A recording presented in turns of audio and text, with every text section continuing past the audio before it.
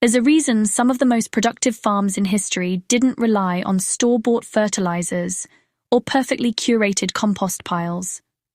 Long before modern gardening trends took over, farmers were working with what they had, and what they had was knowledge passed down through generations.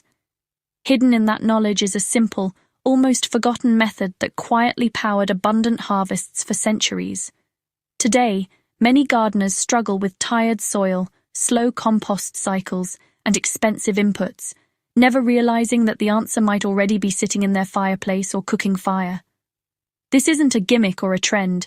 It's a time-tested practice that delivered results long before gardening became commercialized. And once you understand how it works, you'll never look at wood ash the same way again. Before we go any further, if you love uncovering powerful, forgotten techniques like this, make sure you like this video, share it with someone who gardens, drop a comment with your thoughts, and subscribe to Garden Smart for more practical, history-backed growing methods. In the 19th century, wood ash wasn't waste. It was a resource farmers depended on. Every fire used for cooking or heating produced ash, and instead of discarding it, it was carefully collected and reused. What made it so valuable was its mineral content. Wood ash is rich in potassium, calcium, and magnesium, all of which play critical roles in plant development. Potassium helps regulate water movement within plants, strengthens root systems, and improves fruit quality. Calcium supports strong cell walls, reducing the risk of diseases and structural weakness. Magnesium contributes to chlorophyll production, which directly impacts how green and healthy your plants appear. When these nutrients are delivered in a form plants can quickly absorb, the results are often immediate and visible. Applying dry ash directly to soil can be risky because of its high alkalinity. In large amounts, it can disrupt soil balance and even damage plants. But when mixed with water, something interesting happens. The nutrients dissolve into a form that plants can take up much more easily, while the intensity of the alkalinity is softened. This creates what many old farmers considered a liquid mineral tonic. It doesn't replace compost, but it complements it by delivering fast-acting nutrients right when plants need them most. Where compost builds soil slowly over time, ash water provides a quick boost that can make a noticeable difference in growth and productivity. One of the reasons this method stood the test of time is its simplicity. There are no complicated steps or expensive tools involved. Clean, untreated wood ash is the only requirement. This means ash from natural firewood, not from painted, stained, or chemically treated materials. The process is straightforward. You just take a small amount of ash, mix it into water, and stir it really thoroughly. After you let it settle for a bit, you separate the clear liquid and apply it directly to the soil around your plants. This liquid actually carries dissolved minerals that roots can use right away. But, honestly, the key here is restraint. More is definitely not better. If you use this solution sparingly, it can really enhance your soil's fertility. But if you overdo it, it can push the soil too far toward alkalinity and, well, create problems instead of solving them. One of the biggest challenges gardeners face is soil that becomes too acidic over time. Rainfall, continuous planting, and even some fertilizers can slowly lower the soil's pH.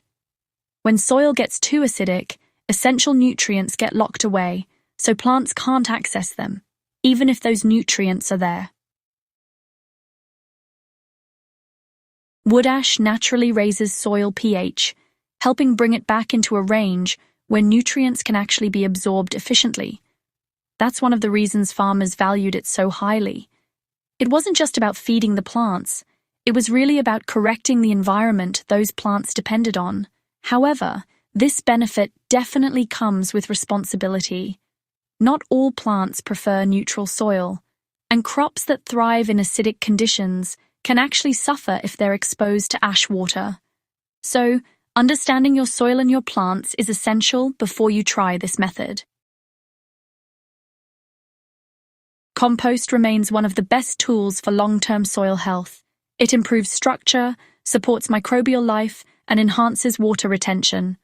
But, it does take time. Weeks or even months can pass before compost fully breaks down and releases its nutrients.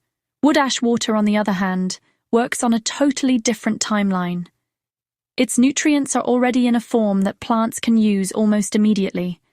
This makes it especially valuable during those critical growth stages, like flowering and fruiting, when plants really need a surge of nutrients to perform at their best. Gardeners who combine both methods often see the best results.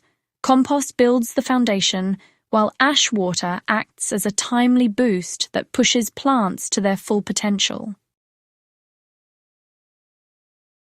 The early 20th century brought a shift in agriculture. Synthetic fertilizers became widely available and heavily promoted. They were convenient, easy to measure, and commercially profitable. Traditional methods like wood ash water were gradually pushed aside, not because they stopped working, but just because they didn't fit into the new industrial model. So today, that shift is actually being reconsidered. As more and more gardeners look for sustainable, low-cost solutions, these older techniques are, making a quiet comeback. What was once dismissed as outdated is now being recognized for its efficiency and practicality. Success with wood ash water comes down to balance. It should be used occasionally, not constantly. Alternating between compost applications and ash water treatments allows you to maintain soil health while giving plants access to quick nutrients when they need them most. Pay attention to how your plants respond. Healthier leaves, stronger growth, and improved yields are all signs that the method is working. If the soil begins to feel too alkaline or plants show signs of stress, it's a signal to pause and reassess. What makes this method so powerful is not just its effectiveness, but its accessibility. It turns something often discarded into a valuable input. It reduces reliance on store-bought products and reconnects gardening with practical, resourceful traditions that have stood the test of time. This isn't about replacing everything you know. It's about adding one more tool to your approach, one that has already proven itself across generations. If you found this guide helpful, make sure you subscribe to Garden Smart, share this with fellow gardeners, and keep exploring the simple, powerful methods that make growing easier and more rewarding.